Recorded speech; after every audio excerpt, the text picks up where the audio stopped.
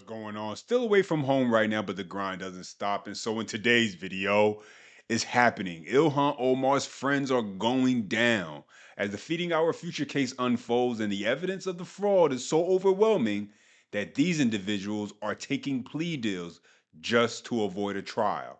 And for Omar, she just got called out by one of the most respected and well-known business platforms for running a money laundering operation allegedly. As always, if you enjoy the content, go ahead and smash that thumbs up button. That's the best way to let me know. And to stay locked in with future videos, make sure you subscribe and turn on all for your notifications. That way YouTube never forgets to let you know next time I drop. Let's get right into it. I'm sorry, Abby, but we've spent more money in this country on Somali fraud in Minnesota than we've spent on this war so far. You keep throwing around $11 billion. Oh my God. $19 billion. It's not $19 billion. Netanyahu has been trying to get America to go to war with Iran for decades. You seem to be worried about this $11 billion, but not TBD billions in Minnesota. It's not $19 billion. But $11 billion is a lot of money, and it's a lot of money. And so you have Democrats, they're busy defending the staggering fraud that ravaged Minnesota. And the Feeding Our Future case is now underway. And as many of those involved as nearly 80, and the number is still growing as they're realizing just how overwhelming the evidence is, they're deciding to choose and take plea deals. I guess that's what happens when you're allowed to commit fraud so easily. When you finally do get caught, it's not that hard to figure out who's guilty. This was not some complex layered operation in terms of structure. And so now they're being forced to face the consequences. Check it out. This week, all but one of the next batch of fraud suspects in the Feeding Our Future case say they will plead guilty.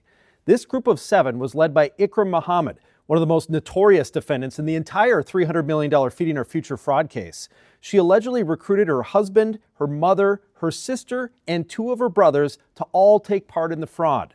In the trial of Amy Bach, the former executive director of Feeding Our Future, we learned that she was very close with Ikram, who worked at Feeding Our Future in addition to running meal sites and allegedly collecting kickbacks from many other participants.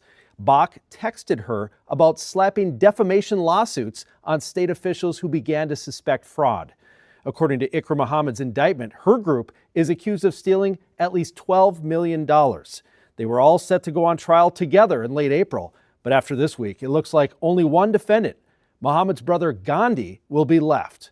The guilty pleas are scheduled for Wednesday and Friday, and I'll let you know how those hearings go. I'm Lou Ragoose. Follow for more news. And so you have Democrats in Minnesota who were so weak that these criminals knew they could exploit the system. If anyone tried to stop them, they knew they could simply cry racism, y'all, and threaten defamation lawsuits. And that lines up with what whistleblowers said when they came forward. They noticed the fraud, but were warned not to make waves that speaking up would get them labeled as racist when these individuals were stealing millions from taxpayers. And so they understood the system and exactly how to play Democrats. Following several plea hearings in the sprawling Feeding Our Future fraud scheme, some suspects appeared in court within the last couple of hours, and they have entered pleas for their alleged roles in the fraud. So Rob Olson is joining us now. Rob was in the courtroom today. Rob, you're at the courthouse right now. Just kind of talk us through your day since this morning and what has happened there at the courthouse. Yeah, this is federal court in Minneapolis, where the other hearings and trials that I've covered for the Feeding Our Future related prosecutions have occurred. Today there were 3 appearances on a total of 7 people that were included on the same indictment, an indictment about 2 years ago. That put 7 people in a group, because the way that they prosecute a lot of the Feeding Our Future cases is they're doing them in groups of people. And, as you'll recall, I think, I'll have to do the math again today as part of this story, but it was, more than 70 people indicted in total. There were 2 different trials that I covered with prosecutions. They have lumped people together that are sort of connected. So there was a group of 7 indicted together. 3 appeared today, 4 will appear on Friday. Of the 3 today, 1 did not accept a plea agreement from the prosecution. It was offered, it had expired today when the hearing started, confirmed that they were not taking the plea deal. 2 others, though, a husband and wife, did take a plea deal, agreeing to plead guilty to a single count of wire fraud each. The 4 that are appearing on Friday, you would guess that they're getting sort of the same plea deal.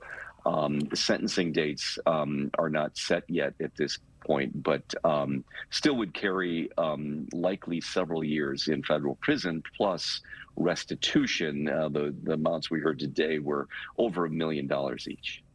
And so you heard that, and we'll have to wait and see how many years they get. Wire fraud is punishable up to 20 years of federal prison, according to the law. On top of that, they have to pay back the money, which they should, every penny. Not just because they stole from taxpayers, but because they stole from a program that was meant for kids to be able to have meals. These individuals didn't think about how their actions could affect those kids in the future. Now, because of this, the level of scrutiny these programs, who are legit programs, will be even harder when it comes to them being able to operate, ensuring that this doesn't happen again, right? And so I want to get into the follow-up, then the Omar clip. But first, let's get into the follow-up where one of the family members, for some reason, believes he's innocent, even though he was involved with the whole family that took the plea deals. But he said, I'm going to go to trial. I'm innocent. Check it out. It continues to ripple through federal court, but the list of defendants actually headed to trial is getting smaller. While many involved in the $250 million scheme are now admitting guilt to avoid a trial, one man is digging in his heels. Fox 9's Rob Olsen has the details on the latest courtroom showdown and the guilty pleas that just came down.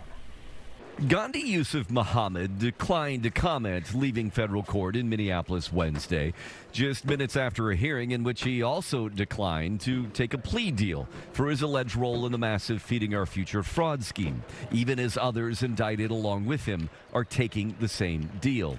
To date, nearly 80 people have been indicted as part of the Feeding Our Future investigation, totaling $250 million in fraud. 1 year ago, Amy Bach, the Feeding Our Future founder and described by prosecutors as ringleader of the scheme, was found guilty after a 6-week trial. She is still awaiting sentencing.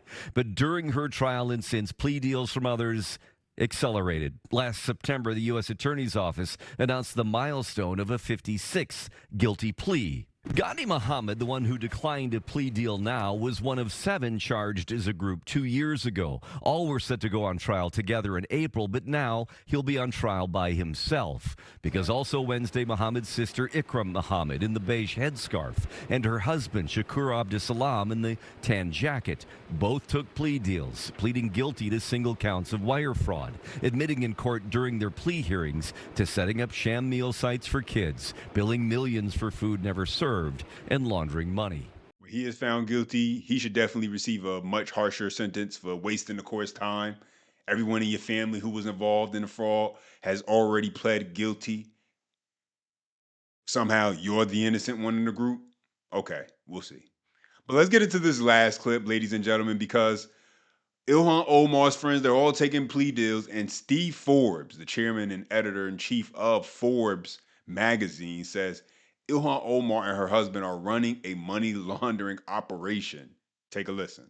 Okay, that was far-left Congresswoman Ilhan Omar claiming the Justice Department and Congress probing her sudden skyrocketing wealth to $30 million in just 1 year, that they have a problem with her living the American dream. You heard her say the goddamn United States of America. We've got new questions on where she and her husband got all that money. Joining us now, Forbes Media Chair, Editor-in-Chief Steve Forbes. Steve, new information coming in, and Forbes magazine, your magazine, has reported this too, that the state of Delaware and Washington, D.C. canceled the registrations for Omar's husband's investment firm, Rose Lake, for not paying its back taxes. We saw it owed more than $400,000 to Delaware and nearly $1,800 to D.C. She's claiming it's worth $25 million from less than $1,000 a year before. How can his investment firm not afford to pay taxes? It's supposedly worth an estimated $75 million to $150 million. This is really weird stuff. Well, weird is not the word for it. There's another word for it called crooked. And that's why we have to have an investigation into this. As you know, the Biden administration started examining her finances and that of her husband. And so surprise, surprise, that investigation went nowhere. But it's amazing how people can go into Congress and then become these entrepreneurial investing geniuses, where they come in. She had under $1,000 of net worth, and her husband didn't have much, and suddenly now they're multimillionaires. Is there a money laundering operation here? And in terms of the firms themselves, they have a sketchy background. That winery in California that she and her husband own, where did that come from? Where's the wine there? And nobody can seem to find it. So there's a lot of smelly stuff here, and that's why in the American Dream, her version of the American Dream is the Al Capone version of the American Dream, Tony Soprano version of the American Dream, and that is steal it from the taxpayers. And so there's a lot of stuff here, and so when somebody cloaks themselves in the American Dream, and so you have numbers like this, from minus 1,000 to 30, 40 million, you know something is not right. They say you can tell a lot about a person by who they surround themselves with. And Ilhan Omar surrounded herself with criminals who are committing fraud and stealing from the government. And now they are suffering the consequences. And we'll see what happens next with her. But that's my thoughts and the update. Now let me hear from you. Drop your comments down below. As always, smash that thumbs up button if you enjoy the content. That's the best way to let me know. For more, subscribe to the channel. And as always, until next time.